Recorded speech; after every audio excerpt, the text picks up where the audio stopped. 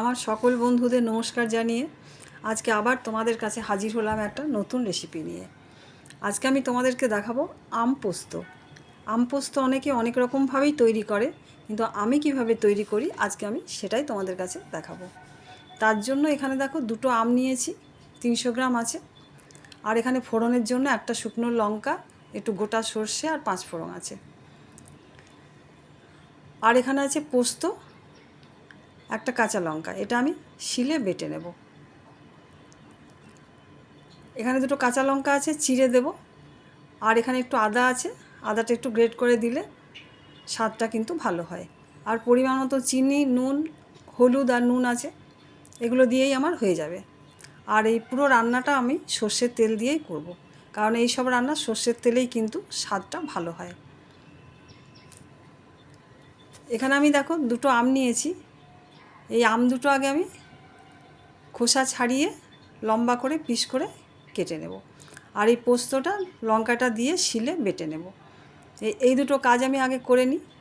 দেখো, আমগুলো আমি ছাড়িয়ে লম্বা করে পিস করে কিছুক্ষণ জলে ডুবিয়ে রেখেছিলাম, তারপর জল থেকে ছেঁকে নিয়েছি। আর পোস্তটা শিলে আমি বেটে নিয়েছি, কারণ কী জানি না, আমার মনে হয় শিলে বাটা জিনিস দিয়ে সবচেয়ে ভালো রান্না হয়। আদাটা গ্রেট করে রেখেছি, বাকি তো এগুলো আছে, চিনি, হলুদ আর নুন।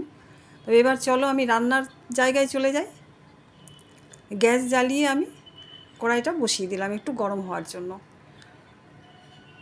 দেখো কড়াইটা গরম হয়ে গেছে। এখানে আমি খুব বেশি না, 2 চামচের মতো সর্ষের তেল দিলাম।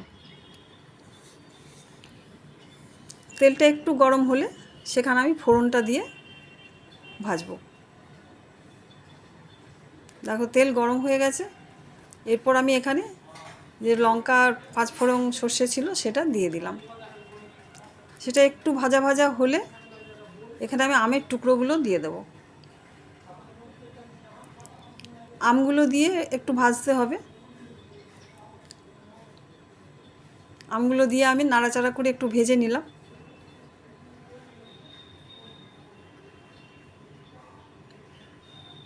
দেখো এখনও তো বাজারে কাঁচা আম পাওয়া যাচ্ছে, তাই কাঁচা আম দিয়ে যা কিছু তৈরি করা কিন্তু এখনও পর্যন্ত করা যেতে পারে। এরপর আমি এখানে পরিমাণ মতো নুন দিয়ে দিলাম, আর দিয়ে দিচ্ছি হলুদ। এরপর আমি এগুলো দিয়ে আরেকবার ভালো করে ভেজে নিয়ে আমি কিছুক্ষণের জন্য ঢাকা দিয়ে দেব। কি নুন দেওয়ার জন্য আম থেকে যে জলটা বেরোবে, তাতে আমটা কিছুক্ষণের জন্য সেদ্ধ হবে।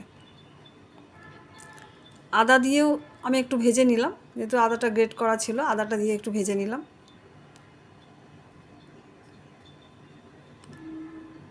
দেখো খুব বেশি ভাজার দরকার হয় না, একটু ভাজা ভাজা হলে এরপর আমি এখানে ঢাকা দিয়ে দিলাম, কারণ আম থেকে একটুখানি জল বেরোলেও সেই আমগুলো সেদ্ধ হয়ে যাবে। দেখো 1 মিনিট পর আমি ঢাকা খুলে দেখাচ্ছি, আম থেকে একটু জল বেরিয়েছে। তারপর আবার সেটাকে ভালো করে আমি ভেজে নিচ্ছি।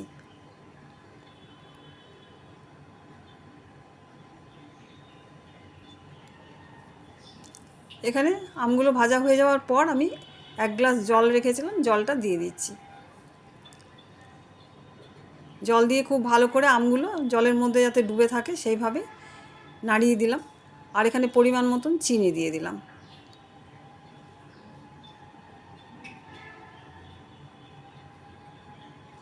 আর কাঁচা লঙ্কা দুটো যে চিড়ে রেখেছিলাম দিয়ে দিলাম, একটু ঝাল হবে আর খুব ভালো স্বাদও হবে। এরপর এটাকে আমি কিছুক্ষণের জন্য ঢাকা দিয়ে দেবো, যে জলটা কমে যাবে আর আমগুলো সেদ্ধ হয়ে যাবে। এটা কিছুক্ষণের জন্য ঢাকা থাকলে কিন্তু আমগুলো আস্তে আস্তে সেদ্ধ হয়ে যাবে। দেখো এখন ঢাকা খুলে দেখাচ্ছি, জল কমে গেছে আর আমগুলো সেদ্ধ হয়ে গেছে। একটু তো জল থাকবেই।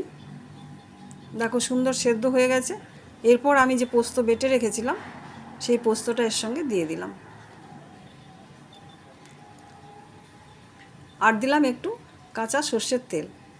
এরপর খুব ভালো করে সব একসঙ্গে মিশিয়ে নিয়ে একটু ফুটিয়ে নিয়ে আমি এটা গ্যাস বন্ধ করে দেবো।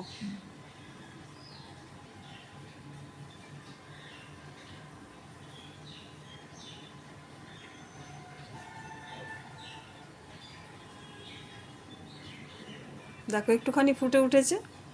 এরপর আমি আর বেশিক্ষণ গ্যাসে রাখবো না, এবার গ্যাস বন্ধ করে দিলাম।